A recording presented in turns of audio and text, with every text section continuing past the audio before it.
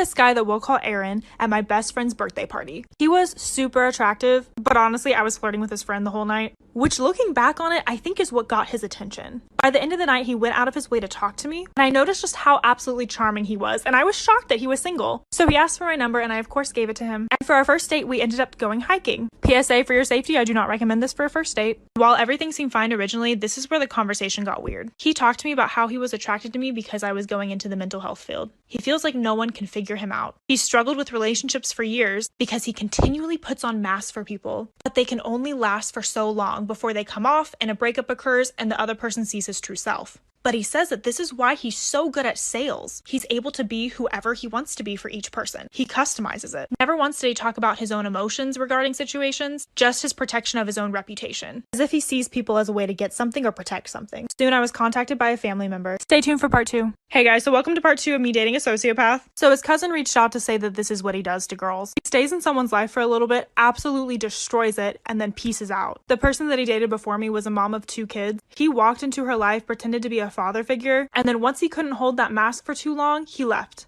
He only lasted like 3 months. Of course, me being absolutely stupid, I decided to continue dating this person. Part of it was because I was attracted to them, and another part was just pure fascination. He always told me what I wanted to hear. Looking back on it, I know that I was just another person that he customized whatever he had to say to, but not only did he win me over, he went out of his way to impress every single person in my life so that he would for sure have an in. And then on my birthday of last year, he called me to tell me he was too busy to date me. And I was beyond upset with myself for seeing so many red flags and still continuing. And that's when one of his best guy friends reached out to me, saying that he had been dating my best friend's little sister the entire time, talking to her and going on dates with her, having her over right after me, completely two timing. I cut him off and haven't heard from him in a year. Until last week. Stay tuned and follow me on Instagram. I guess here's part 3 of me dating a sociopath with receipts. So I went out downtown with my boyfriend Jeremy and a few of our friends. Went to a few bars and a couple clubs and had a great time, came home, was getting ready for bed, and then I got a text on my Snapchat. Y'all know the feeling of seeing someone's name pop up on your phone that you haven't seen as a notification for over a year. It's weird.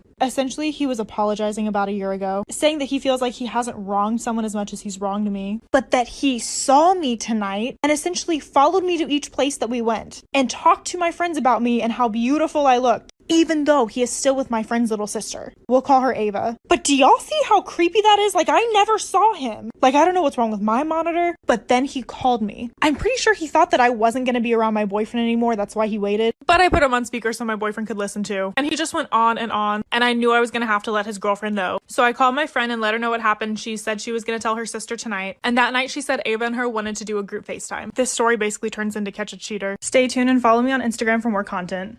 Okay, here's part 4 to dating a sociopath. So I got on the phone with my best friend and Ava said, and I quote, that Aaron let her know about the phone call and the text messages, but said it was because my boyfriend and I were following him around the entire night. What? She already knew that it was sus, and she had been having a gut intuitive feeling that the relationship wasn't okay for the past few weeks. So me showing her the message kind of just confirmed her feelings, and she was going to confront him on it and give him a chance to explain himself. Well, this man decides to contact me again. I immediately text Ava and send her the messages, and he asked to call me a second time. This is when we decide to record the phone call. If you guys want, I can put in a few of the clips just so you can see how this man finesses and charms. But during this phone call, he essentially said that the text messages between me and him made him come to the conclusion that his relationship with Ava was not at its best, and he was going to meet with her to break up with her. But that they were obviously still going to be friends, and he was only concerned about his reputation and his standing with their family. This makes me wonder what he's even saying to other girls, since he's saying this with someone that's so close to them. Stay tuned for the update and add me on Instagram.